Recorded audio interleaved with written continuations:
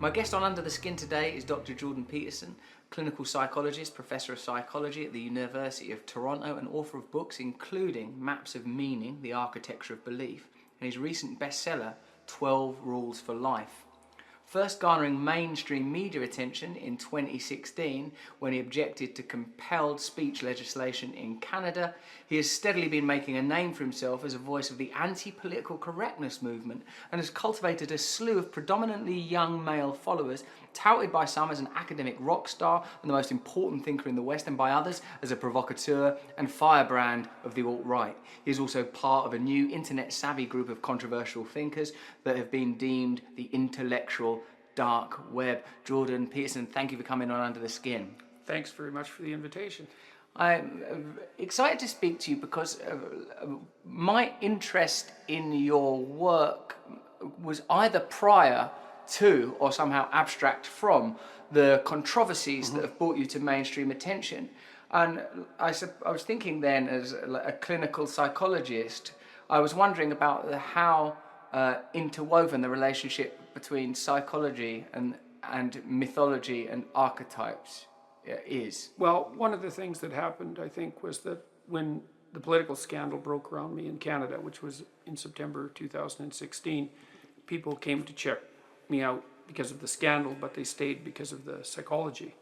By that time, I already had about 300 hours of YouTube lectures, which probably saved me in some sense, because when I was being protested against, say, and warned by the university about what I was doing because it was hypothetically contravening the law, people went on my site to find out what sort of person I was, and I had pretty much everything I'd said to students in the last 30 years taped and ready for what public viewing.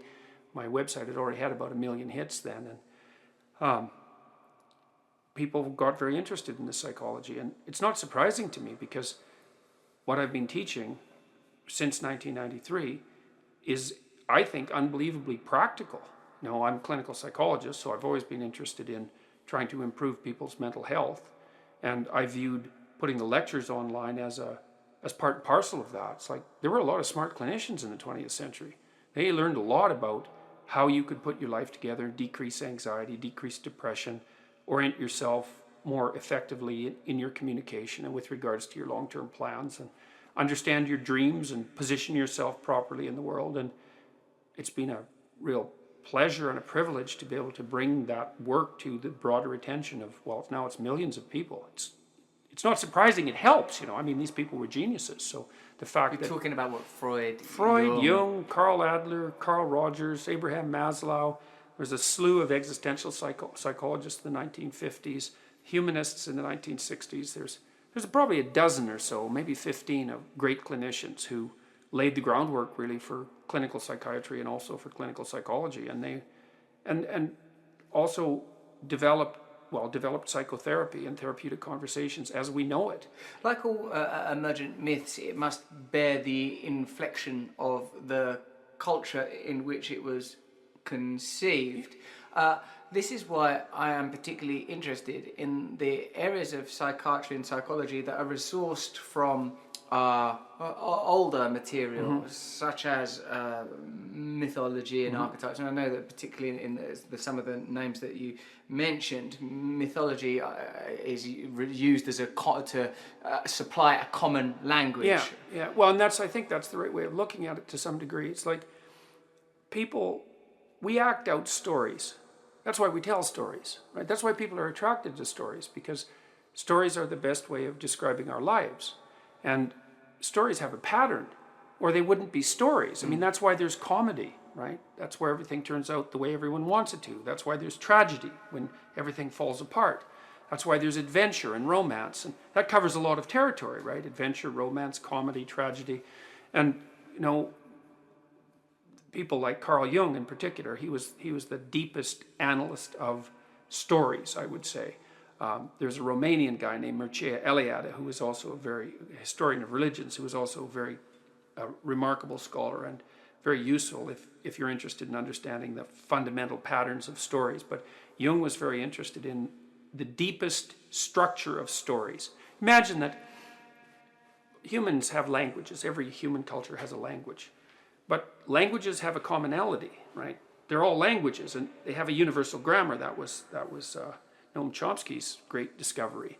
Yes. And stories are like that. Every culture has its own stories, but the stories have a universal grammar. And so Jung was the first person who laid the groundwork for discovering what that universal grammar was. And it's crucially important work. You could say that what a religion is a set of stories that comes very close to the grammar of stories. So they aren't stories that you can dispense with. The hero story is like that. Jung, you say, did great early work in mapping out what might be the etymology or the sort of the ulterior truth from which these patterns emerge. Yep. My interest in this is that because when Jung works with image and mandala in, say, for example, the Red Book, what is suggested by our ability to observe patterns and the fact that we respond to patterns is that there is some kind of universal frequency that we are responding to. Well, I had two clients who knew nothing about Jungian psychotherapy, both of whom were badly fragmented. They were both women. They both had, I would say, variants of post-traumatic stress disorder. They had other problems as well. And both of them produced spontaneous drawings that were first very fragmented and disorganized. And then as they put themselves together and were ordering themselves, let's say, they produced drawings that were increasingly symmetrical and regular and took on the Mandela-like configurations that Jung described. And so that was absolutely fascinating to watch that. And he thought of those patterns as manifestations of spontaneous order. And you see them in cathedrals. Yes. The great rose windows in cathedrals are Mandelas. And the rose windows and the entire cathedral structure is something like, it's hard to describe exactly, but a cathedral is something like the optimal balance of structure and light. It's something like that. And the Gothic cathedrals are also reminiscent of forests, right, with their arching branches and the lights coming through, the light coming through the leaves. It's reminiscent of that. But there's something about the cathedral that expresses the idea of perfect structure, and there's something about a mandala that expresses that, and something about music that expresses that as well. And they're all ways of trying to symbolically represent how things could be if they were put in the proper state of balance. Harmony. Harmony is the right way of thinking about it. Harmony. Yes. Yeah. I suppose all of these forms, the idea that there could perhaps be across the various disciplines, strata and forms of expression, some kind of golden rule, seem to infer a oneness, a truth that in earlier forms of language may be expressed as the idea of God, wholeness, oneness. Where do you stand on the? Do you believe in God? Well, the Jungian idea is that there's not much distinction between what Jung described as the archetype of the self and the idea of God. And the self would be something like the totality of your being across time. Jung thought of Christ as a symbol of the self, and the reason for which is a very profound idea. It's an amazingly profound idea. I mean, Go on, unpack that a bit. Well, you can, if you think about the story of Christ from a psychological perspective, and you strip it down to its essence, what you essentially see is that the story of Christ is the ultimate tragedy. And the reason for that is that the ultimate tragedy is the worst possible thing happening to the best possible person, right? That's the ultimate tragedy. That's what makes it an archetype. You can't go past that for tragic, right? So it's an innocent man who is completely sinless, who is working on behalf of only the good and the truth, broken and destroyed, early and young, and betrayed as well. So that's the ultimate tragedy. And so then there's a comedic element to it in the technical sense, because a comedy has a happy ending. Technically, wouldn't it require a flaw? Like for it to work comedically, there would need to be a flaw in Christ. Is it that he is God made flesh? Is that the flaw? Well, it depends on what you mean by comedy. I mean, we tend as modern people to think of comedy as something that's humorous, but technically, if you're looking at story structure, a comedy is just a story that has a happy ending, right? That has a positive ending. And That's of course, all. it's the resurrection story that makes Christ's story a comedy. Ta-da! Yeah, exactly. It's like, yeah, this went so badly wrong, but there's this possibility of resurrection. And the way that I read that psychologically, and I'm not trying to make any comments about the metaphysics of it, is that there's a part of people that's the self, the Jungian self, let's say. The capital S self That of capital Jung. S self, yes. That is capable of sustaining itself across successive deaths and rebirths. And everyone really understands this. It's one of the things that's most fun to teach people because, you know, when you're moving through life and you have a plan or a dream and it shatters, you know, someone dies or a relationship breaks apart or you have a terrible upset in your career or you become ill in some unexpected way, then everything around you falls apart and you plunge into a chaotic underworld. The belly of the whale. Yeah, that's exactly right. Yes, exactly that. And then maybe you stay there because it isn't necessarily the case that people get out. You know, people die. People are in despair permanently. But frequently, something tragic and terrible befalls you, and you fall apart, and you learn something profound as a consequence, and you put yourself back together, and when you come back out, you're more than you were when you went in. And that's happening at a small scale. Every time you learn something, you know, if you ever really learn something, it's usually painful. It usually means that you have to recognize that you're wrong in some important way. You have to let that part of you that's wrong die. And then you have to let a new part of you. Okay, so the self, imagine that you undergo a series of transformations in your life. There are collapses into the chaotic underworld and then mini resurrections. That happens continually. And that's what molds your character. Yes. The self is this thing that manages the transformations that manages all those transformations. So you could say, here's another way of thinking about it. You could identify with what you understand. That's what ideologues do. You could identify with what you don't understand, and that's what sort of seekers after truth identify with. Or you could identify with the process of moving between those states. You know, sometimes you know what you're doing, you know where you are, you're in control, and you can become arrogant and identify with that, and then become too static about it, right? Or you can be in despair and everything is chaotic, and you can identify with that, in which case you're nihilistic. Or you can view yourself as the thing that moves across the transformations, and that's the right way to conceptualize yourself, is you're the thing that maintains constancy across transformations. One imagines that your experience with the controversies around the linguistics and legislation in Canada must have felt like one of those plunges into the depths on some level, would you say? Did you feel a sense of personal tragedy and fear and a concern about consequence, or that there may be no way back, that it could represent a kind of death? Or did it indeed represent a kind of death for you, for one for which you are subsequently grateful? Well, I would say for the first 4 months, when the political scandal broke, it was very unsettling for a variety of reasons. The first was that my occupation as a clinical psychologist and as a professor was definitely in doubt. I mean, the university sent me 2 warning letters, and that's a standard HR procedure. Usually you get 3, right? The third warning is stop, or their consequences won't be good. If you work in human resources, you have to, especially if you're going to go after someone with tenure, you have to document their misbehavior. You have to provide them with warnings. You have to tell them how they could get back on the right track. And then if you have documented refusal to comply with the warnings, then they have grounds for dismissal.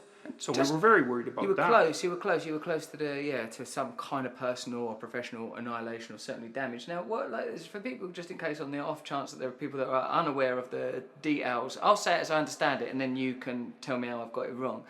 The government changed the law saying that there are neutral nouns that mandatorily would be applied to people identified as transgender. You said that is an imposition on freedom of speech, whilst I would make a decision whether or not I would. If I was meeting a transgender person, I would talk to them how they wanted to be talked to. The fact that you're making it law is an impediment on the freedom of speech, and then it kicked off. Yeah, that's a good summary of it. Yeah, I would say.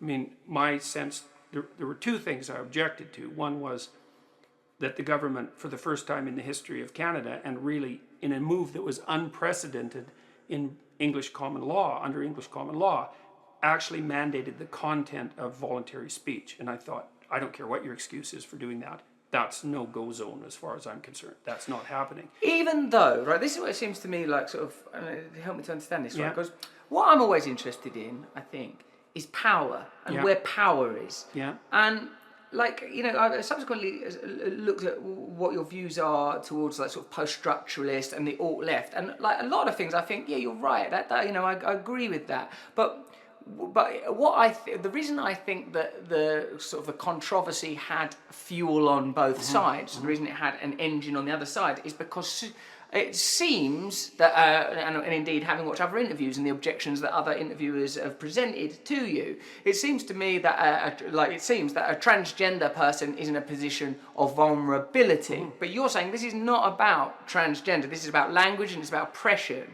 That's what you're saying. Well, that was my claim, is that this wasn't about transgenderism at all, and I would about say, which you got no strong view, I'm guessing, or I don't have the sort of strong view that I would think I was sufficiently qualified to make political statements about. yeah, like It's very Chappelle complicated. goes. I mean, I don't I'd be- understand it, but it's not my. Well, I basically look at the research, and I mean, the research for transgendered kids is quite clear, is that most of them desist by the time they're 18. And I'm basically guided by. Where's because this I'm in a like social Scandinavia, scientist. where they check that stuff out? Yeah, or- yeah, that's right. That's right. Now, people have criticized that research, like all research, but it's the best research that's been done on the topic. But the other problem was with the legislation was that I felt that it was an attempt by the radical left to gain the linguistic territory and to define the terms of the debate, and I thought that was very dangerous. So I was objecting to that as well. Feel you. Now, the thing that I'm interested in here, Jordan, is I don't feel like the radical left is a very powerful group. Am I being naive here? I mean, possibly in the world of academia, particularly, I feel like they are sort of representative of a coalition built around identity politics, issues that would seem particularly important to people. Like, my general view is, if you identify something, cool, no problem, it's none of my business. That's basically my opinion. I'll call you what you want me to call you. I'm happy that you're speaking to me.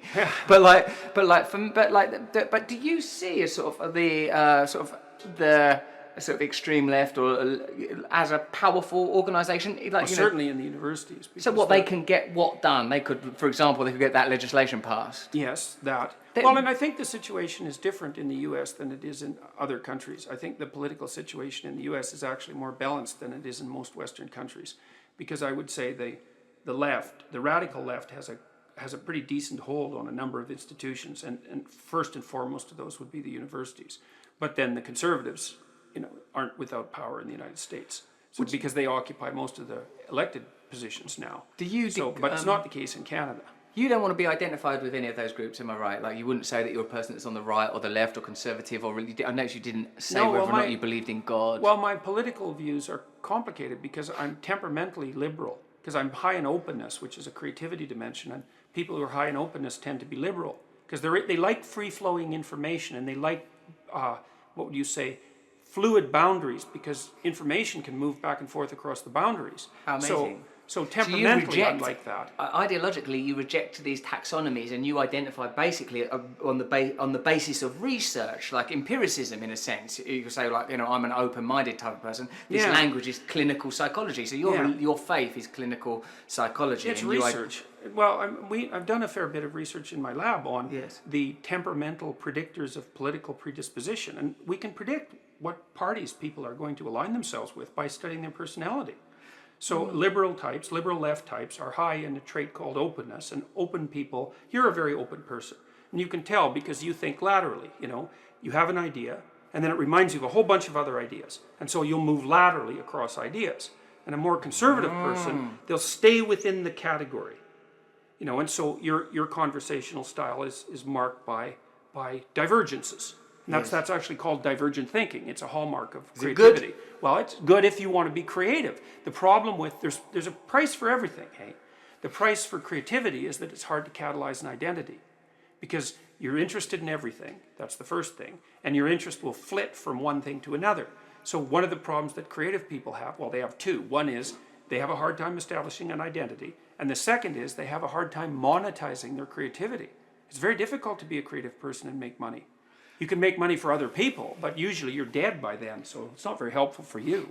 Jordan, both of those problems are as a result of external structures, the imposition of external structures on the individual, i.e. make money. That's a problem of capitalism, and commerce more broadly. And the other one of identity, similarly. So is there a sort of a peculiar contradiction in around identity, in that, like, it seems to me on one level that you reject taxonomies. So you're saying that these systems, e.g. if you say women are being paid less money, your argument would be, well, hold on a minute, there are other factors other than gender here. I don't agree with the data. Argument. It's a funny thing, because the intersectional feminists always claim that you should take other factors into account, right? Woman, man isn't enough. White, yes. Black isn't enough. Well, I yes. say, well, there's a pay gap between men and women, but it's not only due to gender. It's due to all sorts of things, and you have to take them into account. So it's really an intersectional argument. So it's quite funny that I get hell for it. It's an intersectional argument. So do you feel then, because what I sense is happening, like trying to understand where like our worldviews would align and where potentially there would be opposition between you and I. What I'm trying, because it seems to me, looking at your work, it's like, I don't agree with the way that this information is being compiled. I don't agree with the assumptions that you're trying to saddle that piece of data with. It seems to me that it's about critical thinking, a very post-structuralist idea, But also, what I have noticed is that many of your theories seem to be subsequently alloyed to some unpleasant ideas around sort of tradition, conservatism, oppression, even.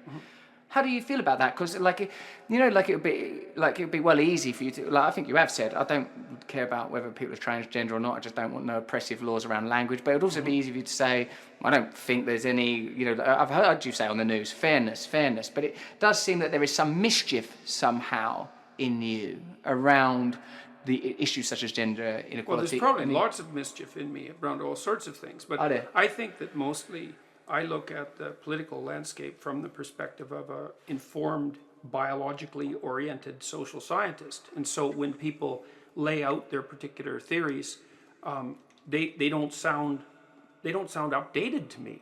Like one example is that the left, for example, tends to lay the blame for inequality at the feet of the Western hierarchical structure and capitalism. That's just wrong.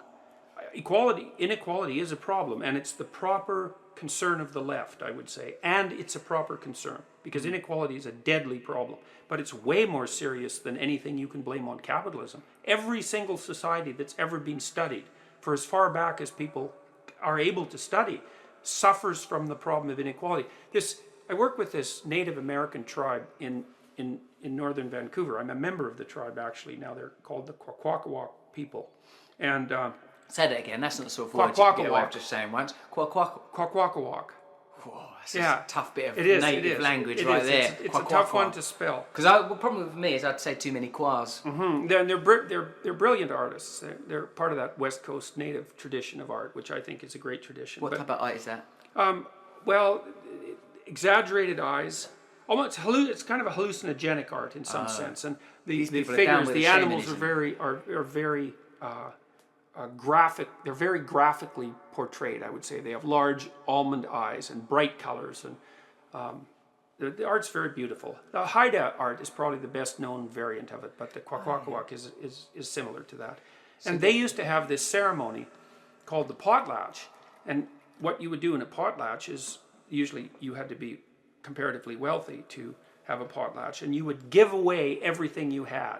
Whoa. And that was their solution to inequality, because what would happen in the native societies, just like every other society, is that as time progressed, everything would become owned by a very small number of people. And that's a bad recipe for long-term stability. So they would have these giant parties that would often last weeks, where the rich would demonstrate their wealth and also, I suppose, their commitment to their own provision, their own capacity to provision the future by giving everything away. And I'm only using that as an example to show that the problem of inequality is not something that you can lay at the feet of capitalism. It's a way worse problem than that. I agree with you, and I understand. You're saying that capitalism occurs far too late down the line to be Oh, the genesis oh, of a problem absolutely. that's indigenous to Yeah, to well, human you beings. also...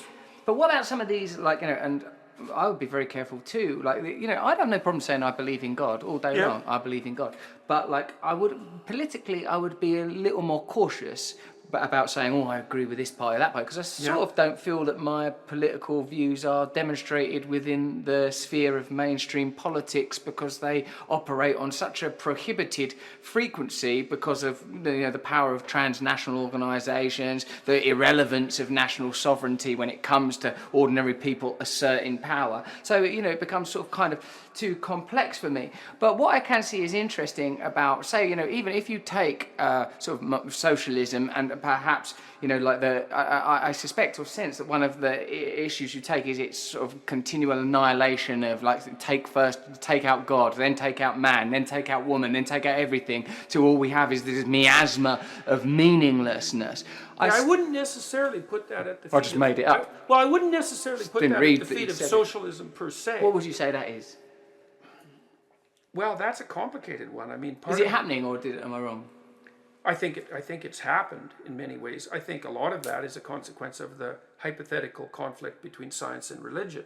Do you think hypothetical? Or? Well, because I'm not so sure there is a conflict. There can't, Materialism there and can't spiritualism? be a fundamental conflict, because the world is one thing fundamentally, right? Everything fits together. Cool. So there can't actually be a conflict. If the religious realm exists and the scientific realm exists, they have to be unifiable at some point. Now, the more materialistic scientists, what the more atheistic scientist types like Sam Harris would deny essentially that there's any validity to religious dogma, although he certainly believes that there's a spiritual element to life.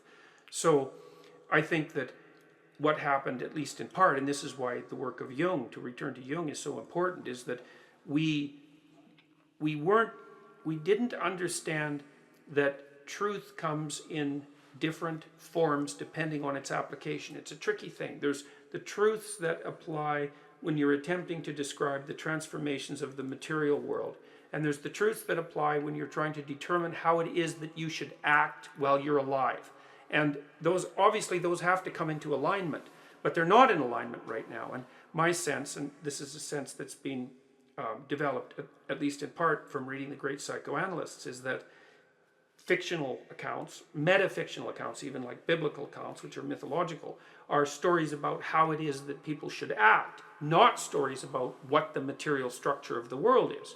Like, this is also where the fundamentalists have it wrong, as far as I'm concerned, because the fundamentalists like to think that the account in Genesis is a scientific theory that can be stacked up against other scientific theories. In short, they are materializing the mythic. Yes, that's right. And which it's is unhelpful. Well, it's not a help. Well, first of all, it doesn't even make any sense, because the materialist types, in any real sense, weren't around until about 500 years ago, right? This was all established by Descartes and Bacon, and, well, Galileo was another player, but those were the two major players that established the scientific method. There weren't scientists before then.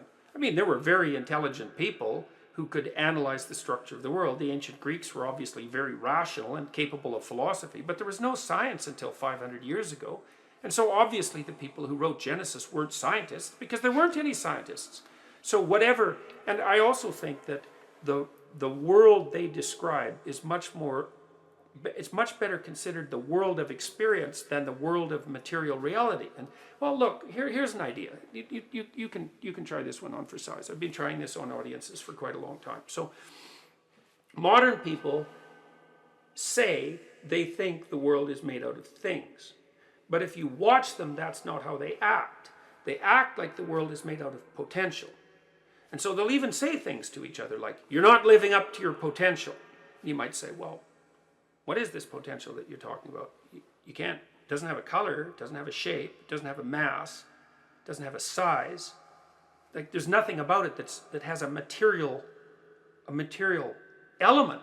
Yet you believe that you're not living up to your potential. Everyone feels guilty about that. If someone accuses you of that, you feel bad about it. So then I might say, well, you also live not as if you confront a world of things, but as if you confront a world of possibility. And you hold each other accountable that way. Because I could say, well, you're not making all the use of the possibility that's presented to you, because you're not living properly, you're not living honestly, you're not aiming high enough, you're not making everything of that potential that might be made. So what's that potential?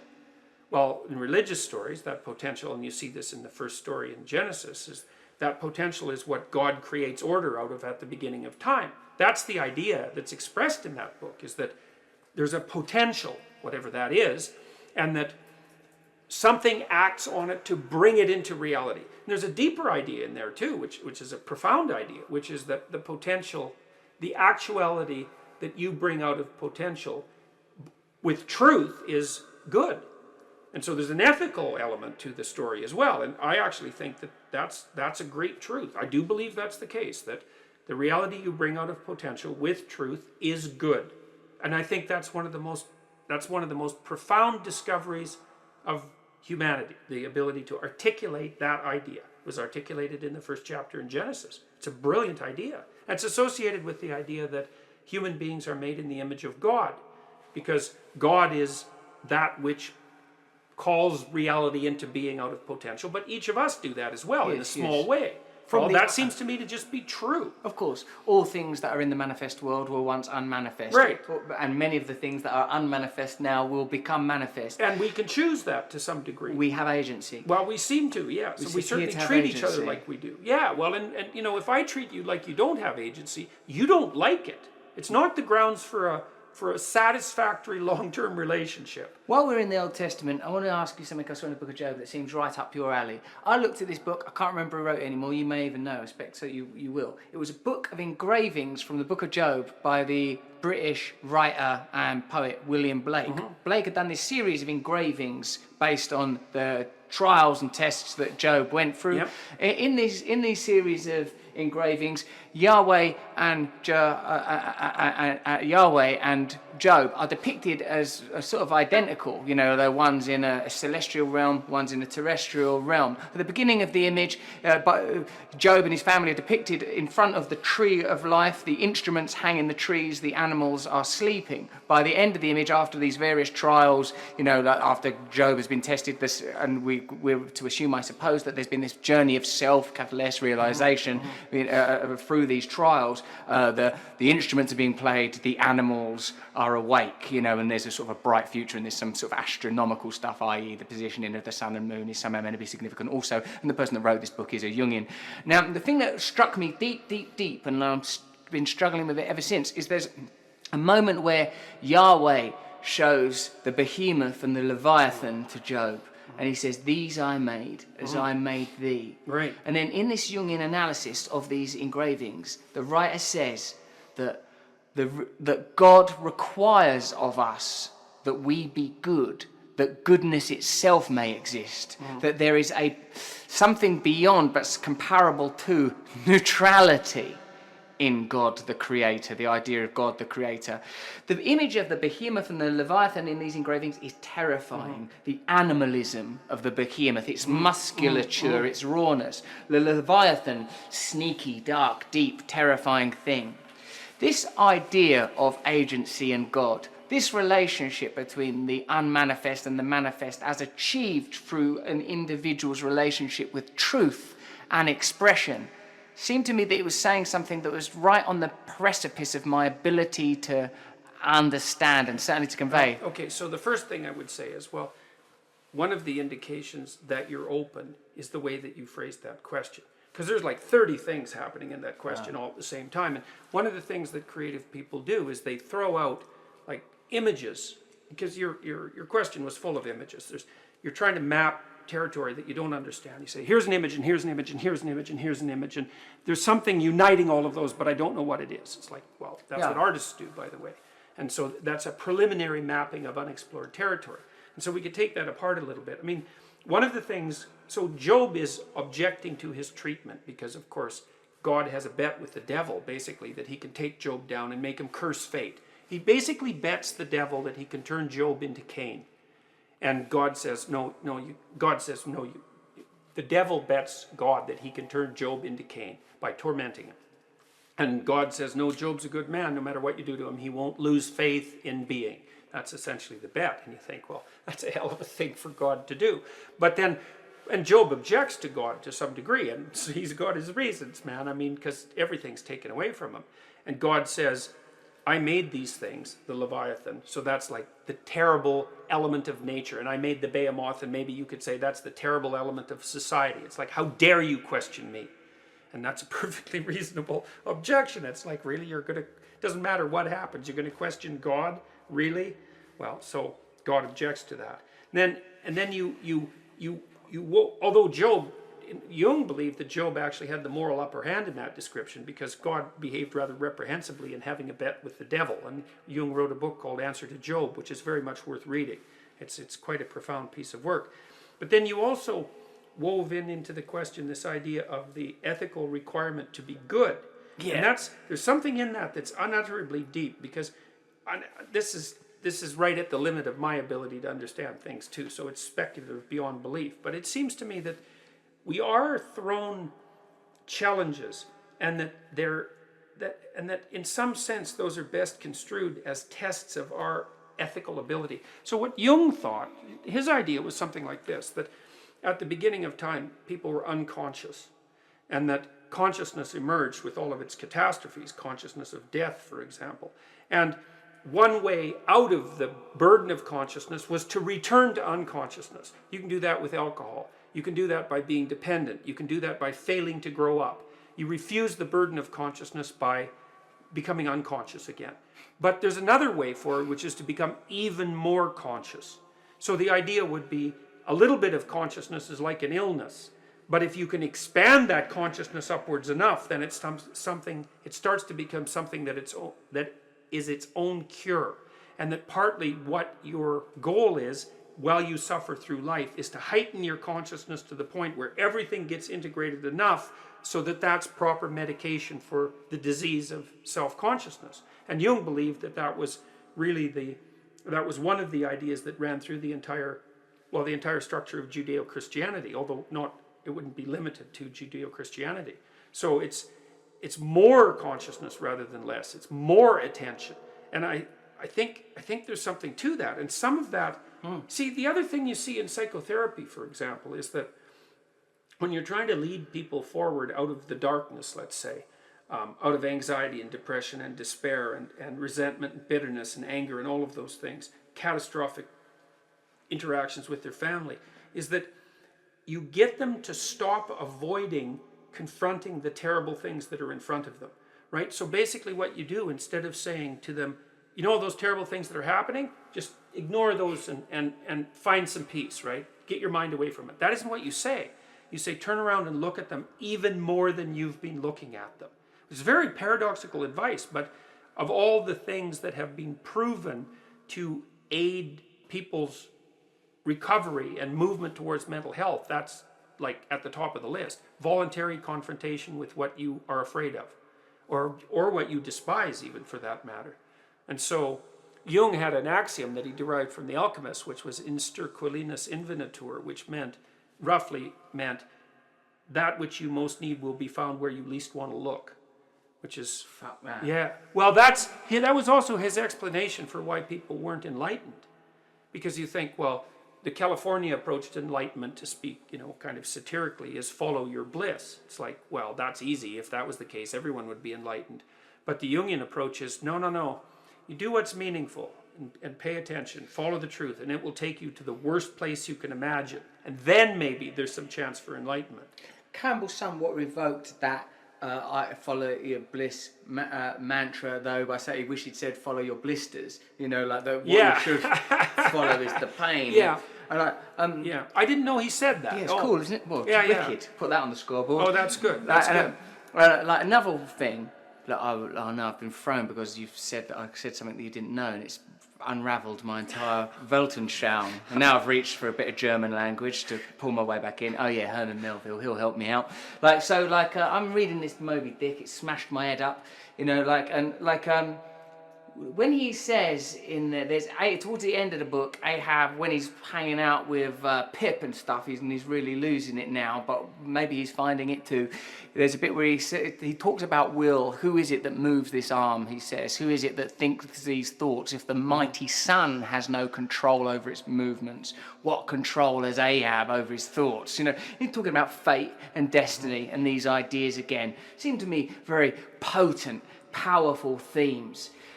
The position Sure, and he struggles with a great whale, right? And that's the dragon of the abyss. That's Moby Dick. It's the hero against the dragon of the abyss, and he's obsessed with it, right? Well, he should be obsessed with it. It's what to be obsessed with is the dragon of the abyss. That's the oldest story of mankind, is that your proper obsession is the dragon of the abyss. That's where the gold is. Yes, that's where the gold is. Even though that's where things are most terrifying. Also a bloody tragic ending, except unless you take Ishmael as the protagonist, in which case Ishmael survives and Ahab, don't want to ruin it for anyone, dies. Right, so it's a tragedy. It's a tragic encounter with the dragon of chaos. He's a failed hero, fundamentally. There's two outcomes. He's a failed...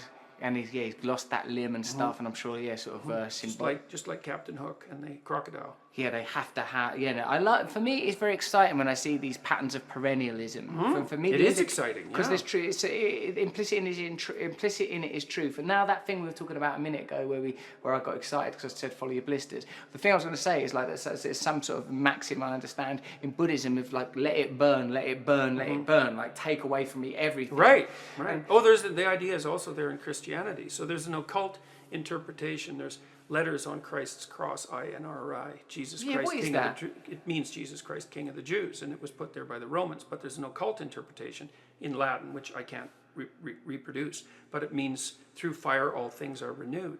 And one of the deepest ideas of Christianity is that you should burn everything off that's part of you that isn't part of that thing that can die and be reborn.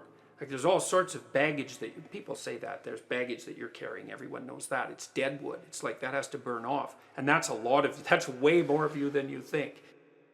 Support for today's show comes from MeUndies. Made from sustainably sourced, naturally soft fabric that's 3 times softer than cotton, MeUndies will be the most comfortable pair of underwear you own. They are the ultimate feel-good undies for when you want to feel naked, not be naked. You know, that sometimes happens, doesn't it? You want to feel naked, but not be naked.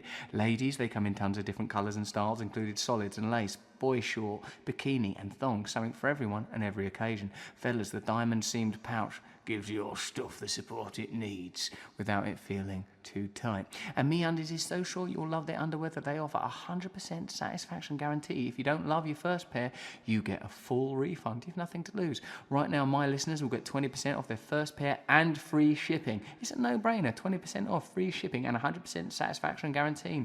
What are you waiting for? Stop sitting there. Buy underwear immediately. To get your 20% off, free shipping, and their 100% satisfaction guarantee, and get the best softest underwear that you will ever own, go to MeUndies.com/Russell. That's RUSSELL. That's MeUndies.com/Russell. You'll get that 20% off. It's going to make the podcast look good. This is a limited time offer. So what are you waiting for? Start wearing the best underwear of your life. It changed my life. It's time to get MeUndies to change yours. Go to MeUndies.com/Russell right now. And also this. The Art of Charm is an iTunes Top 50 podcast that is packed with wisdom in the truest sense of the word. From how to become more productive and professional to how to read body language, network, and negotiate, the show basically covers anything that will help you become a high performer at home and at work. And with an armory of powerful weapons like influence and persuasion, it brings together interesting people like Shaq, Russell Brand, hey, I'm him, Larry King, Neil deGrasse Tyson, and Bill Nye to discuss relationships, attraction, life hacking, and success. The Art of Charm is highly addictive and strives to be fun and educational at the same time. It's not stuffy college professor textbook stuff. Personal growth shouldn't be so boring all the time. This isn't pop psychology and superficial advice. This is a show that offers meaningful, fun, life-changing insights with a practical edge that you can apply right out of the box. You deserve an extraordinary life. Go to theartofcharm.com/podcast or search for The Art of Charm on iTunes, Stitcher, or wherever you listen to podcasts and start taking your life to the next level. We really enjoy this show and we think you will as well.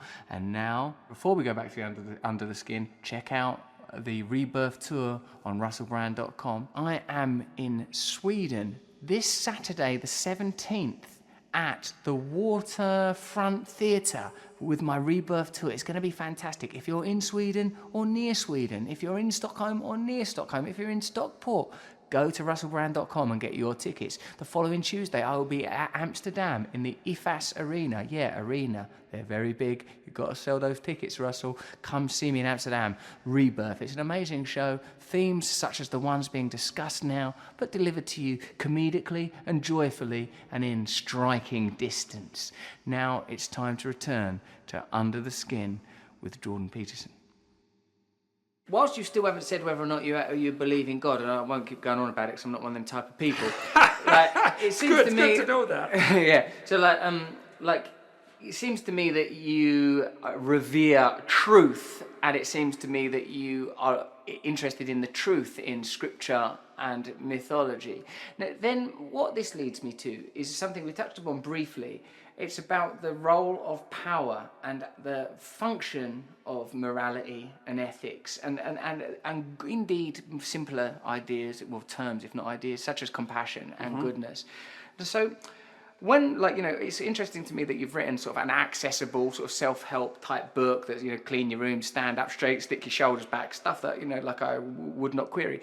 The only thing that I feel like I would like to ask you about, because I don't know if I even have a constituency, but the people I find myself talking a lot to Muslim people, young women, self-harming, eating disorders, these kind of, you're a clinical psychologist, so I imagine you have more access to that kind of information and those kind of experiences than I do.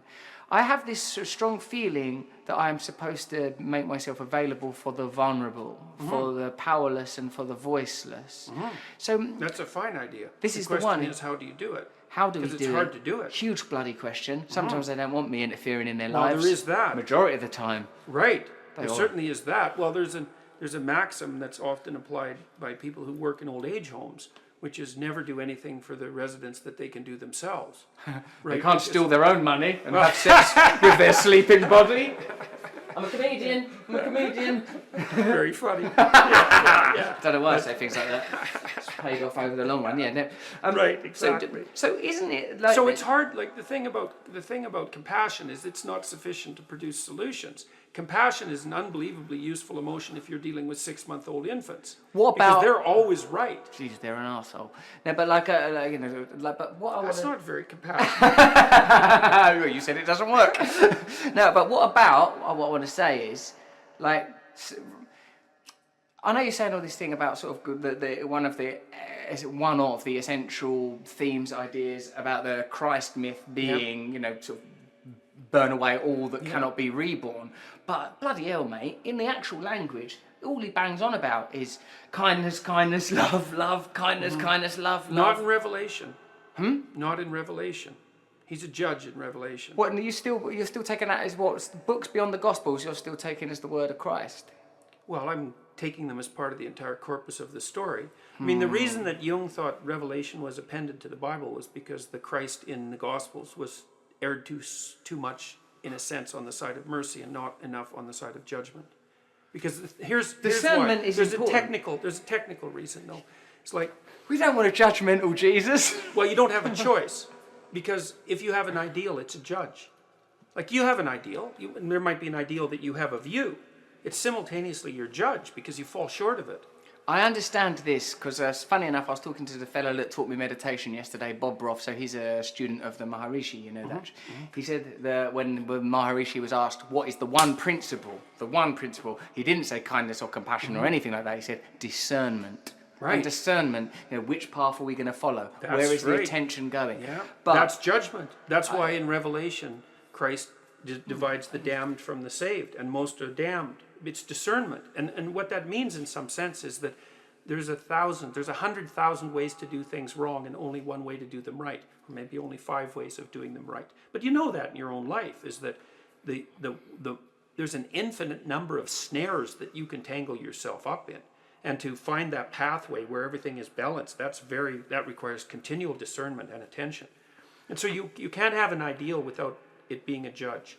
And you can't live properly without discernment. But that doesn't mean compassion, and compassion isn't relevant. It doesn't mean that at all.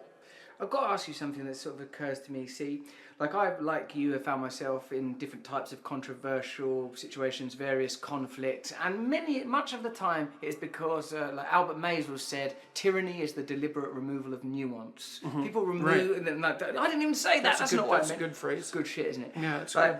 But like the thing, right? The deliberate removal of nuance. Yeah, that's what makes it different than ignorance, because ignorance, there's no nuance in ignorance, but it's excusable because you just don't know any better. Yeah. But when it's deliberate, that's a whole different story. That's very nice. Who said that? Albert Maysles was a filmmaker. He made like Grey Gardens. He made that I did a documentary with him very briefly, and he made that Beatles movie when the Beatles first came to the States. He made Gimme Shelters. The Maysles brother, they're like old guys now, brilliant documentarians. You can see our crew here and nodding with approval. He invented much of the fly-in-the-wall verite style that's informed subsequent documentary. Tyranny is the deliberate removal of nuance. I worked with him sort of briefly, filming none other than President Donald Trump of all people. But like one of the things that I wanted to talk about was if I like, this is the thing, I don't like all of the, I don't like the, I agree, and or I feel, I don't know what you feel, that you know, that one of the that neoliberalism abandoned its allegiance, and leftist politics has in a sense abandoned the working class, and I can understand their rage. But the feeling I personally have is if I sense that I'd said things, and I've done this, so I know, that have offended women, which I, you know, when I was a single person, I was promiscuous, and I know that, you know, that caused me conflagration and conflict, or when I've done things like, you know, in the spirit of humour that have had like a kickback, I've always felt bad if I feel like I've offended people that I would regard, or culturally are regarded as vulnerable. Yeah. So like around the when we make the conversation about the use of language, tyranny and oppression in free speech, well, you know, obviously I agree with you, but I do take from, you know, the gospel version of Christ the idea that kindness, love, we can't, you know, we have to continue to find resources for ongoing, you know, and we'll continue to fail, but we must continue to be loving. So yeah. My question is if you have found yourself in a position where I kind of think some people are using you to sort of say, fuck you women, or fuck you transgender people, and for me, I think I would want to sort of go, oh, that's not my bag. Like, so where do you stand on that?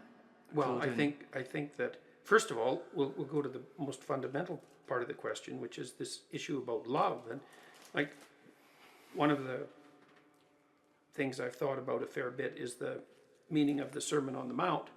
And as far as I can tell, it's basically a two-part wisdom. The first is that you should aim at the highest good that you can imagine. And that would be a good that includes everyone, right? So if I wanted what was good for you, say, if I genuinely wanted it, I'd want it in a way that was good for you now and good in the long run and good for you and your family and your community and maybe good for me too. You know, you could conceive of that as the desire. And I think that's a good definition of love, is that you actually want the best possible outcome. And in the Gospels, of course, that's extended even to your enemies. Yes. Right? Is that, okay, if we're going to have things good, let's have it good enough for even the people that set themselves up against me. Because if the world was running properly, things would be good for them too. And that would be better. And it seems to me that that's a very good way of looking at things. It's a difficult way of looking at things. And then the second part of the Sermon on the Mount is something like, having established that as your aim, which is no easy thing, by the way, right? Because you have to be pretty clear-headed and single-minded to actually want that to be your aim. Then you can concentrate on the day and you can try telling the truth.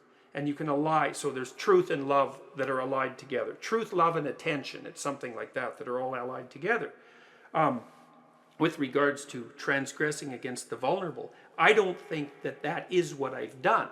I think that people have claimed that, but I don't think there's any evidence for it. I mean, first of all, I know absolutely that I have brought perhaps thousands of people, maybe tens of thousands of people, but certainly thousands of people away from identification with the right, because they write me all the time and tell me that. I've received about 30,000 letters, specifically from people who've been watching my YouTube videos since August, and 25,000 of them or so, we've tried to count, are from people who said that they were in very dark places, and that their lives are much better, much oriented towards truth and responsibility and away from political ideology, mostly on the right, that they were attracted on the right, because I have more people like that write me than people who say that I've, rescued them from the hellholes of the radical left. I think that's more of a historical accident in some wise than anything else. But also with the transgender issue, more specifically, I've received now at least 40 letters from transgender people, and the only one of them was critical, and it wasn't that critical. The rest of them all said, we never signed up to be poster boy of the year for the radical left, and it's been no picnic, believe me. All that's happened is that our lives have become much more difficult. And I believe that, and I don't see that. I think one of the mistakes that the radical left makes, and this is part and parcel of their flirtation with identity politics, is that they fall all over themselves to believe that if a person identifies as a minority, then they immediately have the right to speak for all the people who are in that minority. And that's a claim that I reject completely. I mean, first of all, there is no transgender community. It's not a community, because a community is constantly interacting and networking and has a shared purpose and all that. Transgender people are just as diverse as any other people. It's like saying, well, there's no real black community. There's not homogenous political viewpoints across the black population. I suppose so. I agree to a point that these taxonomies are necessarily externally imposed, because how would they be intrinsically experienced? I understand that.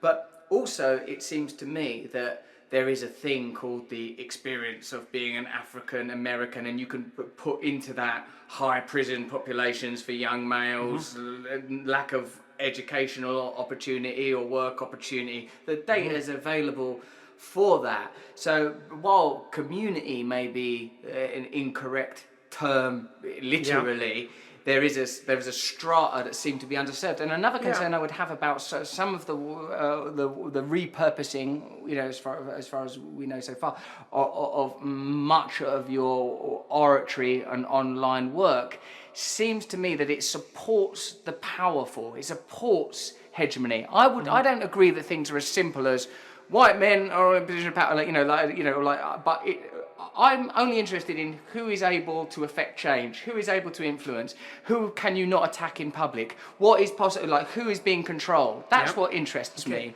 Okay. So, transnational corporations, economic elites, and how are they served by what I say or by what you say? Okay, so that's a reference back to the existence of inequality. We agreed earlier that inequality back is to a big that problem. Oh yeah, it's definitely. But you're saying it's massive natural, problem. which clearly... Well, it's not. You cannot lay it at the feet of capitalism. That's absolutely clear. And the fact that it's natural it ain't doesn't bloody make helping though, doesn't make capitalism. it desirable. What's that? Capitalism doesn't help. There's so many, Marx's critique, what I understand about it, is that capitalism is built on limitless growth from finite resources, and also capitalism will always be redirected and criminally misused, and the sort of the economics of our time, it sort of for me is demonstrable. I know sort of there are people that say, oh no, people are richer now than ever, but staying in LA for a while and there's 90,000 homeless people in the greater LA area, it seems like some sort of the apocalypse is creeping in. People are richer than they ever have been, but the extremes of inequality are high too. And there's some evidence. Well, here's an example of how these things might work. So imagine that people are getting richer. There's absolutely no doubt about that. But here's we got more stuff, even though I'm sure you would agree that starving. That's one. Not starving. That's good. Like obesity is a bigger problem in the world now than starvation. Right. That's a big deal. That's a big plus. But in a way, it implies that people are being underserved by their operating systems. Oh, but there's no doubt about that. And it still infers inequality also. Oh yes. Well, first of all, there's no doubt that any social system has a tyrannical and arbitrary aspect. I mean, that's an archetypal truth. Any, of course. Even well-functioning systems have a tyrannical aspect. Not mostly, or at least merely, because they require conformity. Native Americans who you're down with, not Native Americans, Native Canadians. Yeah. The qua. Yeah. Guys. How's their social system set up? Oh, it's a catastrophe. Go on. Oh, well, I mean, it's a catastrophe for all sorts of reasons. I mean, some of it. Yeah, it is. It's the situation is very catastrophic. It's partly because, the reserve system was set up in Canada, and it had a possibility of working when there was a possibility that small communities could work economically, but small communities don't work economically anymore. Like if you go through Saskatchewan, for example, a central province in Canada, in the 1960s, there were thousands and thousands of small towns, mostly Caucasian. That is because of... They're done. That's capitalism, though. No, it's not. Oh, It's deeper than that. It's the same problem. Well, here's... It might be deeper than it, but in its current form, it is capitalism. Because I would agree that what is capitalism a manifestation of? Greed. Like well, you it's could the say. same. Well, it's the same thing but the same thing has happened all over the world. Like urbanization is taking place at a tremendously rapid rate. It doesn't matter what the culture is or the form of government. So you think that the politics is happening at a lower level? The phenomenology that's that's significant is a bigger tide, and within it, political systems are just blowing about. Oh, but that doesn't mean we absolutely. should dismantle the ones we have in search of fairer, more just, better ones, particularly if they're empirically not working. If we could come up with a way to reliably flatten inequality, that would be a good thing. But the empirical evidence suggests, so there's a bunch of things. It suggests, first of all, if you look at the attempts to alleviate inequality over the last 200 years, whether there were left-wing governments in power or right-wing governments in power made absolutely no difference whatsoever to the degree of inequality.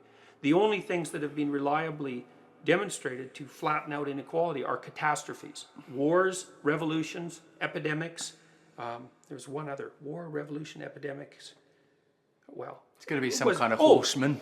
Now, yeah, that's right. It's another horseman. I can't remember which it is, but the price of radical redistribution seems to be tremendous death. Yeah, and no one has come up with a stable political solution. Do you think that's because of how power solution. functions? Because, like, you know, in an unequal system, whilst there are many people that are suffering, there are some people that are benefiting. I'm in a tier that benefits from the current economic situation.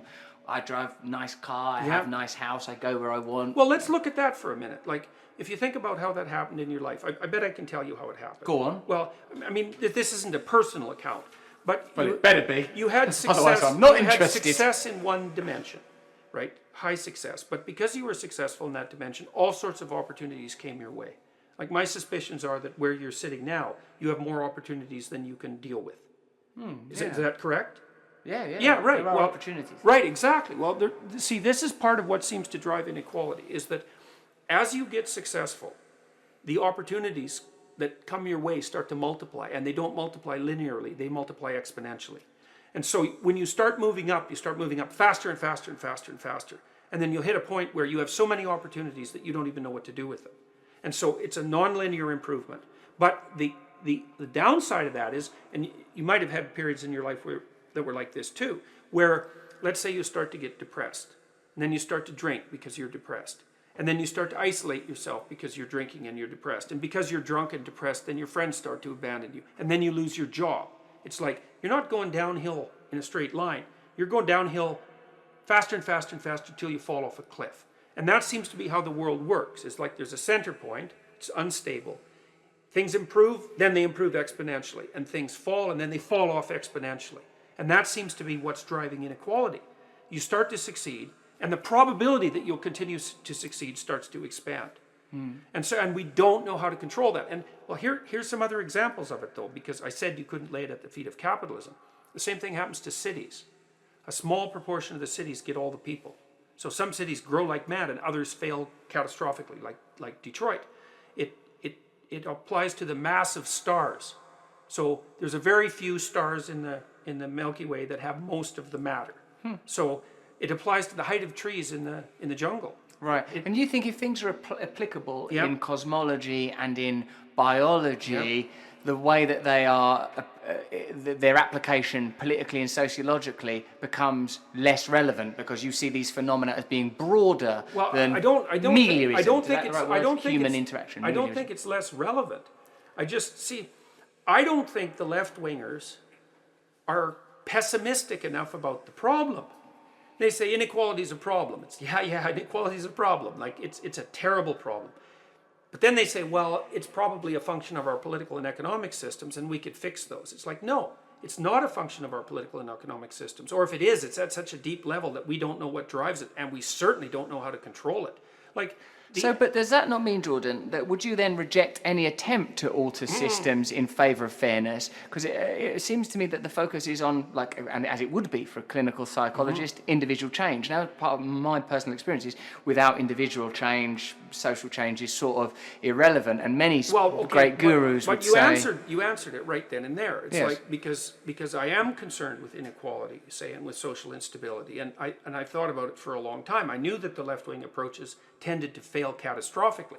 And the right wing, of course, isn't particularly concerned with inequality, so that's irrelevant. The left wing fails and the right wing don't care. Yeah, that's right. That's fundamental. So we need to They also don't see the danger sufficiently. And the right wing also tends to think that the spoils go to who deserves them. Yeah. And that's kind of true, but it's not completely true. So that's part of that. No, because we're not all, oversimplification. because of course, and what from a leftist perspective would be that we're not starting with, from a right. level playing field. Well, and the system isn't perfect at selecting. And this is why I think a spiritual solution, but something that is beneath or beyond material, is the only way that true progress is likely to be achieved. I was thinking of this, something that you said before about, we were talking briefly about kindness and compassion, and it occurs to me, and this is, I'm sure, very simplistic, but the heroism itself, by which I mean sacrifice, the willingness to sacrifice yourself for a greater idea, what excites me about that idea, and I believe why the phenomena is so loaded, is if someone is willing to die for something, it's that they believe it's bigger than them, or in fact that their self is not the truest thing, that there is something greater. If I would give my life for another person, it's almost an acknowledgement of oneness, the temporalness of the individuated self. And we all work so hard to achieve individuation, and I'm sure much of your work as a clinical psychologist is guiding people towards it. But for me, it is just a temporary resting place, because having had the kind of experiences of personal humiliation, annihilation, success, failure, decimation, all of these things, that what I've been led to and what I continue to struggle with is how do I serve? How am I of service? How do I help people? I think that is the solution to the problem. It's like, I don't think the solution to the problem of inequality is sociological. I think it's psychological. I mean, partly what I'm trying Why? Because it's closer to essence? Because it's more essential? Or because Why? a society has to be a reflection of individual psyches or collective psyches? Why is it psychological? I think the temptation towards resentment and destruction that's associated with sociological approaches to inequality is too great, and that as a consequence, those movements tend inexorably to become corrupt and destructive. Because I think Orwell put his finger on it when he said that middle-class socialists don't like the poor, they just hate the rich. And that hatred, I think that hatred gets the upper hand in sociological movements. I think that the best approach to ameliorating inequality is to strengthen the individual. I mean, and that's what I've concentrated on doing. Like, we have this program, the self-authoring suite, and there's a component of that helps people write an autobiography, and another component that helps them write an analysis of their personality, and another component that helps them write out a plan for the future. And we've studied the effect of having people write out a detailed plan for their future. And it's a proper plan. It's like, okay, look, you get to have what you want 3 to 5 years down the road. You get to have the friends you want, you get to have the family you want, you get to have the career you want, the education, you get to take care of yourself properly, you get to withstand the temptations of drug and alcohol abuse and other sorts of impulsive pleasures. You get to make productive and meaningful use of your time. Okay, what does that look like for you? Write it out. What does it look like? You need a vision. And then you need another vision of how terrible things could be if you let all your bad habits get the upper hand. And we've had people do that in an experimental situation, and mostly they were college students. And the consequences of that, there were 2 consequences. One was general, which was that university students were about 30% more likely to stay in university and got grades that were about 25% better. This is a walloping effect. But even more interestingly, and this is the coolest thing I think that we ever discovered as in our psychological research, we did this research in Holland at the Erasmus University in Rotterdam, at the Rotterdam School of Management, and we ran business students through the Future Authoring program for multiple years, so several thousands of them. And we stratified them by gender and ethnicity. A pretty rough cut. Men, women, and then Dutch nationals and non-Western ethnic minorities. Okay, and so the performance was like this. The Dutch women were at the top.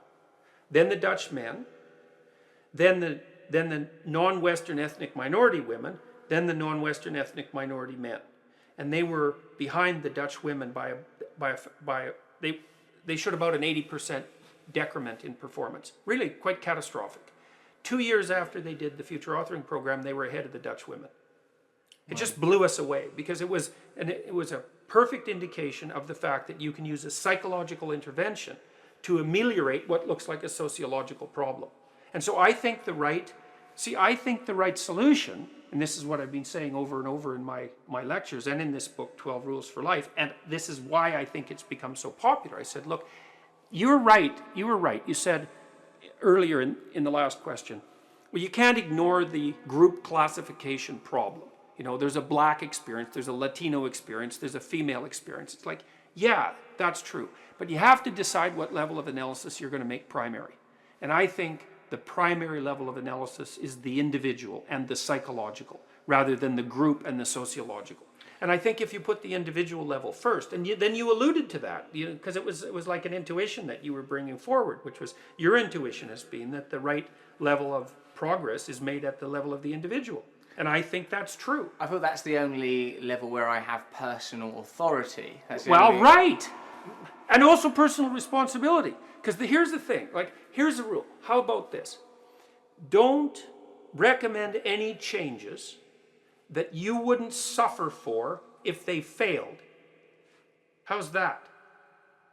And that's the problem with large-scale political action. It's like, well, here's how we should change things. It's like, well, they changed them. It's, well, it fails. It doesn't bother me. It doesn't hurt me. I'm not involved in it.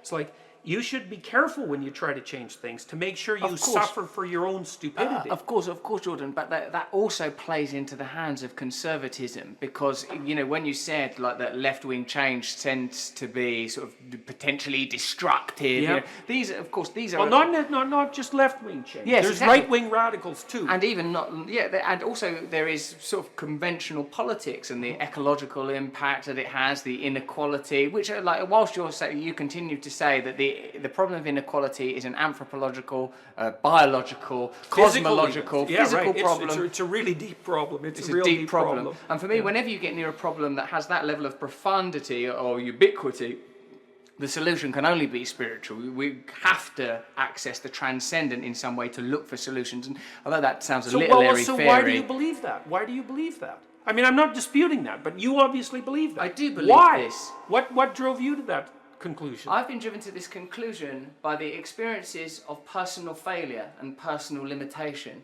by the failure of individuation, by the failure of my own grandiosity, the failure of my own ego, the failure of fame and power and money and sex and drugs, the inability of them to reach me in the belly of the beast, deep, deep, deep down where the Leviathan is. These cures, this alchemy was redundant. And what I have realized, I think the spiritual journey for me, the hero's journey, and I'm using reference points in which you are an expert and a professor, is that the death of the small s self and the realization of the capital S self means become a servant of good. Use your abilities to generate the maximum amount of love, the maximum amount of kindness and compassion, and to be alert to where I can be of most use. Now, for me, that can be incredibly limited because I'm still a deeply egotistical, narcissistic, flawed, failing individual. But what my focus is, what my intention is, what I'm trying to learn to become in this journey of self-realization is a compassionate and loving man. And But you also said, you added something to that too, though. Well, you added useful to that. Yeah, useful. You're right. Not useful is finished. Well, that's it. So the best definition of Christian compassion that I ever read was useful and generous. Right. Useful and generous. Right. And so I would say the conservatives promote the useful end of the distribution and the liberals promote the generous end. And those things need to be brought together. And I would say, and given that you yourself have said the problem, for example, of hierarchies exists on a far broader spectrum than the political, that the narrow, like when you were saying, like on the whole, left-wing Democrat or Republican governments or left-wing, right-wing governments have produced a similar amount of... the same amount of inequality. It's pretty sad. I'm not happy about this. It's a sad thing. Doesn't it suggest also, Jordan, that the range of solution that we're being offered is too limited? Right. Yes, I don't think it suggests that. I think it indicates that. Demonstrates. Yes, and this is why I think that the problem of inequality has to be taken with more seriousness than it's being taken. And the role of the individual, and obviously you would focus on this as a clinical psychologist, is paramount because, because I kind of believe when I think about sort of fluctuating, vivid, grotesque right-wing phenomena such as Donald Trump. I don't blame people for voting for Donald Trump. I understand why people feel furious. I understand the emotion of anger and rage. And I suspect that all that plays out on the zoetrope of the material realm is a reflection of the activity in the psyche, activity in the emotion. How could it be otherwise, except for, of course, you say it occurs in lobsters and nature. So that suggests it's even more profound, deeper, more essential than that. That the psyche is deeper than just human. Right, the psyche is all, the universal conscious and unconscious mind. So I suppose what I'm thinking is what my interest is how can I manifest benevolence? Well, let me ask you a question. Go on. What do you think that you've done in the last year that's good? They are mostly small things. Okay, well, acts of kindness. Well, you have a daughter. You have a good relationship with her, so that seems to be a good thing. That's been beautiful. That's been in fact, that is hugely significant. My newfound ability to live what one might refer to as an ordinary domestic life, my willingness to let go of other people's perception of me, these things have all been hugely significant. And my I would say my dedication to sort of self-improvement in areas that could still be regarded as selfish is one thing, still an improvement to sort of take exercise to look after myself. I'm like drug and alcohol free for like 15 years, and it's at this point that the epiphanies are beginning to sort of coalesce. The things that I feel are perhaps most important is to let go of self-centeredness when I conduct myself and when I'm not continually thinking what can I get, when I don't look at the outside world as a resource, when I don't think what can that person give me, what can they give me, when I think instead. Well, I have a chapter on that in 12 Rules for Life, right? It says do what is meaningful, not what is expedient, and to view the world as a place of resources that can be delivered to you. It's in some sense to be expedient, is to take the short-term, it's to take the approach of short-term gratification, something like that. Yes. It's self-centered. It's materialistic too. Well, it is materialistic, but it's not optimal, and it's not wise. And the reason for that is that it actually turns out, like if we had a continuing relationship, I would want to try to do a little bit more for you than you do for me. And I could do that even purely selfishly, say, because if I did a little bit more for you than you did for me, you would want to keep interacting with me. How does that, all right, so because me and you, I think, get on relatively easy. We've found a frequency to communicate on. But say someone like the woman... We're both high in openness. High in openness is a good service. Now, what about the woman on Channel 4 News who seemed more agitated and stuff? Me... Well, we were actually having a conversation. We're trying to have a conversation that's oriented towards discovering something. And you think she had a sort of a series of linear bon mots and epithets, and she was just dropping them regardless of what came back? Oh, definitely. That's exactly what happened, except once. There was once where... when you're being mean to me, and she was a bit confounded. Yeah. Well, when I complimented her on her ability to put people on the spot, when she said that was the wrong thing to do. Yes.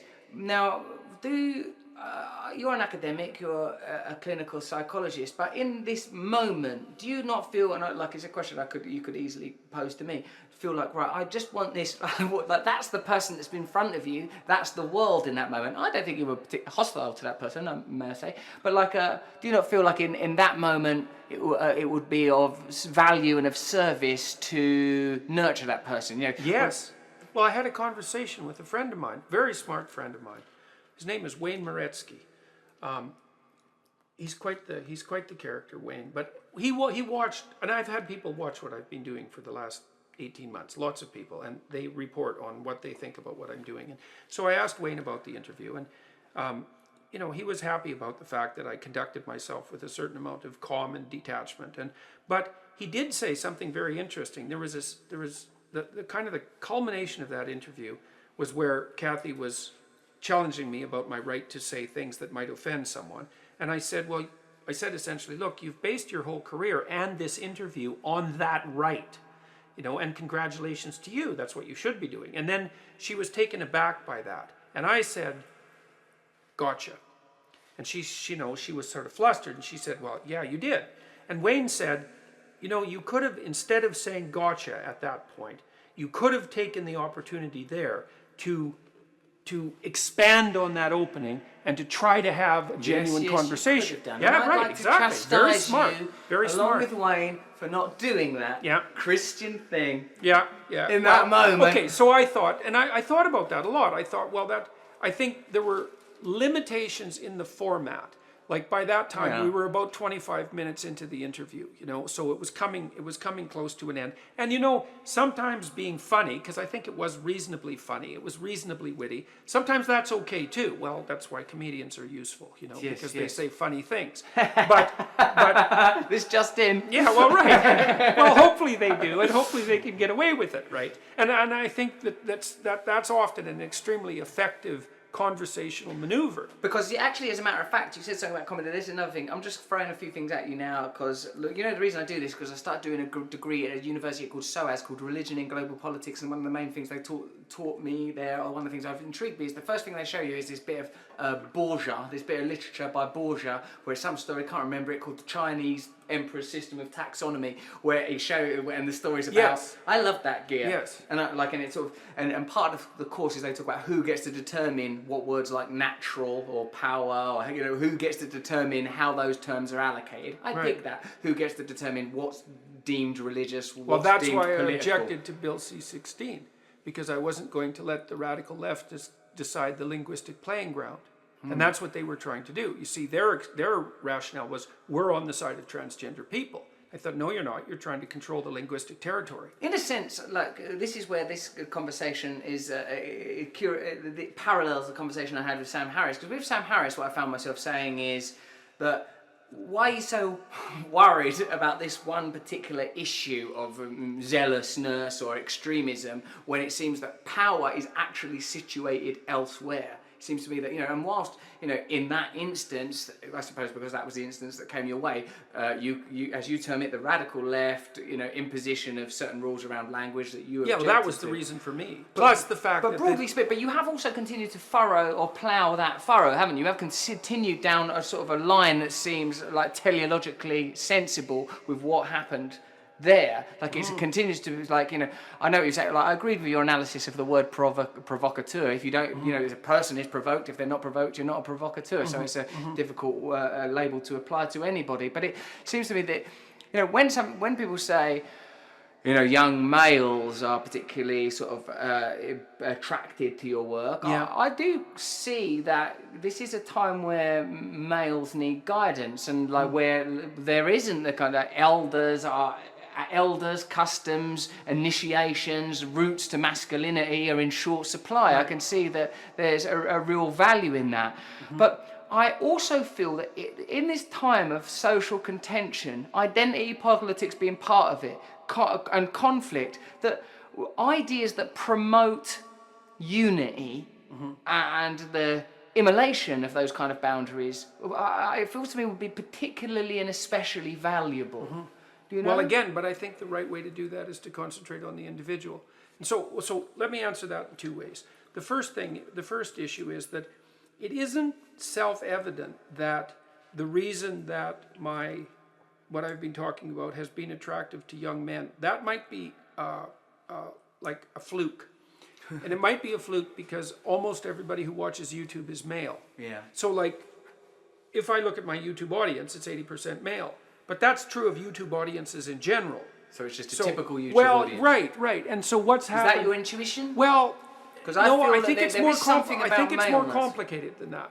But I do know that since my book has come out, I've been watching the demographics of my public audience, that more and more women are coming out. So it's now to about 65-35 from 80-20. And more older people are coming out too. So I think a fair bit of it was a consequence of the fact that most of my exposure was to the YouTube audience, which happens to be mostly men. Now, I do also think that there is a particular crisis with regards to what might be described as proper pathways to masculinity. I also think that's at play. So I think there's two factors. But I don't think, and Kathy Newman kind of went after me about this, she said, well, if you're directing your message towards young men, which I wasn't, but assuming that's the case, isn't that divisive? And I would say, well, I don't think it is divisive, because first of all, the masculine in women also needs to be developed. It's very, very important.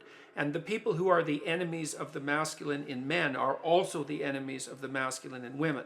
So if you overprotect your sons, let's say, you overprotect them in part and weaken them because you're afraid of their masculine energy, you're going to do exactly the same thing to your daughters. So that a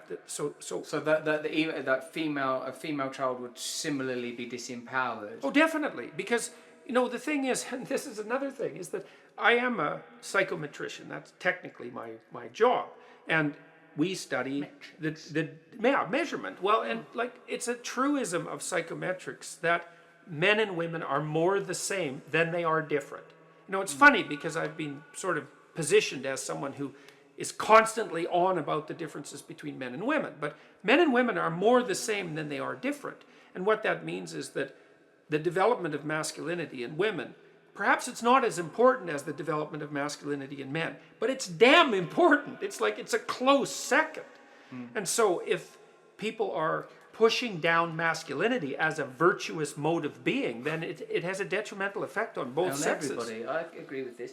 But you would say that determinally and biologically that there is a thing that is masculinity, and that thing, masculinity, is present in both females and males. Definitely. But I think again one of the challenges that this argument appears to be built around is a sort of hierarchy around those traits. Masculinity being synonymous, for example, with power. Oh, here's the thing I wanted to bloody ask you. Check this out, because I said it on a YouTube video on my own the other day, and I thought, wonder if this stands up to scrutiny. Let's give it a bit. Check this. I said, in Sweden, they're banning sexually provocative advertising. It's the kind of thing you hear a lot about, the objectification of women. And I said, of course, I support that because as a male being subjected to lots of sexualized images of women has, to a degree, affected, particularly when I was younger, Well, the logical conclusion of that is pornography, right? Yes. And that doesn't really seem to be a good thing. It doesn't seem to be a good thing, I don't look to be at a pornography anymore. But pornography, I think, is very corrupting, corrosive influence. For me personally, it's not something I want to be involved in. I said this. Check this. Yep. I goes. I feel the use of the female in advertising and commodification in general is the perverted desire to worship the feminine. The negated and neglected feminine has found its expression through consumerism and commerce because it is not being properly honoured socially. What do you reckon? I made it up. I would have to think that. I'd have to think about that a long time. I would have to think about that a long time. It's a good idea, though, isn't it? It's an idea worth thinking about for a while. If we have essential yearnings, if we have e.g. if in indigenous cultures we would have deities to represent gender or certain energies that are subtler than gender. If there is a sense that socially those energies are not being expressed or honoured, as you have implied with male pathways. That's definitely the case. So one of the things that I've often thought about ideologies is that they're like parasites on religious structures. And if you're thinking that the movement of feminine imagery up into the consumerist world is an analog, or is at least in part a consequence of not having a symbolic place where that attraction can be expressed, I think that's probably right. It's like in the United States, is the first family tends to be turned into king and queen. Yeah. Because there's no place for that symbolic projection. Yeah, the template requires it. Yeah. And I heard once an analysis of the Soviet Union after the revolution that it mimicked the monarchic tyranny that had preceded it, just in a different format. Right. And it seemed, that certain Well, they energies. had their holy trinity even, right? Yes. Mao, Marx, Lenin. Amazing. Or Mao, Marx, Stalin, depending on the trinity. But And some would argue that that Christianity couldn't take hold in Latin America until they embraced the pantheism of the saints and the figure of the Virgin, until that in certain cultures the Virgin had to be elevated because there isn't a place in the Father, Son, Holy Ghost for the divine feminine. that's a Jungian idea, definitely. Yeah, is it? Definitely. That's an original idea of Jung's, is that Cool. the Trinity is missing a quartile, and sometimes that quartile is filled by the figure of the devil, and sometimes it's filled by the figure of the woman. So it's like the houses in Harry Potter, right? There's 3 good houses, and Slytherin is in is in the bottom quadrant. It's a reflection of the same kind of Mandela structure. That's pretty cool. So it's very cool. You Yes, have to it's very cool. have a place at the table for the serpent. You have to have a place. That's about what happens in Sleeping Beauty, right? In the Disney movie. they don't let in that They don't crone. That's right. They don't invite her to the christening, and so their daughter ends up unconscious. Right? They don't let the terrible mother come to the party, so the daughter ends up unconscious. In our domestic, normal, everyday, quotidian lives, what is the terrible mother? How does that help us? Overprotection. Don't overprotect the baby. Let it fall over a little bit. Yeah, that's right. You do the least amount possible for your children. It's something like that. That's not neglect. It's nothing like that. It's like the old age home adage. You know, look, I've seen this lots of times with parents. It's like maybe you have to get your kid dressed up to go out. Well, it takes a long time if you let your kid do it. You know, it's a lot faster just to do it. It's a lot faster not to have them set the table. It's a lot faster to do things for them. Plus, there's also, and this is part of the devouring mother archetype, is like, if you've devoted your life to a child, perhaps more than you should have, let's say, then it's very difficult to let the child go, because like, what's there left for you? And so there's this terrible temptation to play, well, I'll do everything for you, but you never leave me. And then for the child to say, yeah, that's right, that's exactly the right face to make for that. That's a very terrible thing. And you see that again in Disney's Sleeping Beauty, where Maleficent has the heroic prince in the dungeon and is laughing at him. Right? She's not going to let him go until he's ancient. And that's a consequence. Where else do we see the devouring mother? What are some good pop cultural examples of the devouring mother? You see it in Disney movies all the time. I've always got one. In the Little Mermaid, Ursula is the devouring mother. The devouring mother shows up all the time. She's the witch. She's the swamp dweller. She's the evil queen in Snow White. What's the counterpoint? The fairy godmother? Yeah, fairy godmother's one. Yeah, that's the positive feminine. And that archetype manifests itself all over the place as well. The fairy godmother's a good one. And you see in Sleeping Beauty, there's 3 of them, 3 little fairies that take care of the princess in the forest. They're the archetype of the positive feminine. So you always see, one of the things that distinguishes a religious viewpoint from an ideological viewpoint is that there's always a representation of nature or the unknown. Always. You need one. And if it's a religious representation... Is it? Holy Ghost in Christianity is the unknown? Well, in Christianity, I'd have to think about that for a minute. Partly it's the Virgin Mother. It's mostly a positive representation in Christianity. So, and that would be the representation of the benevolence of nature. It's something like that. So that's the unknown. But in a religious representation, you have the positive and the negative aspect of the feminine. That's also the unknown. You have the positive and negative aspect of the state. That's the wise king and the devouring king. And you have the positive and negative representation of the individual. And the reason it's religious in some sense, it's hard to explain why in a very short period of time, but a religious viewpoint always gives you a balanced viewpoint. That's what makes it religious. It's like there's a positive element that's intensely positive, but there's the negative counterpart. And there's a positive... So let me give you an example here. I can give you an example of how this plays out archetypally.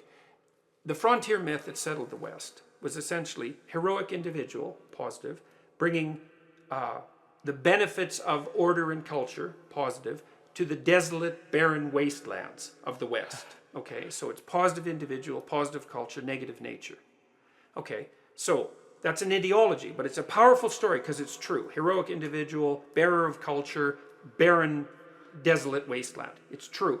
But one of the things that eventually generated was a counter-narrative, and that, because it was only half the story, that counter-narrative was the environmental narrative, which was rapacious individual bringing pillaging society into benevolent nature. And they had to recast the indigenous people that lived on those land masses as savages, not entitled to the same rights as the heroic individual. Well, and there were actually 2 competing tendencies in the Western mind. One was the noble savage, so that was the Rousseau. Exactly.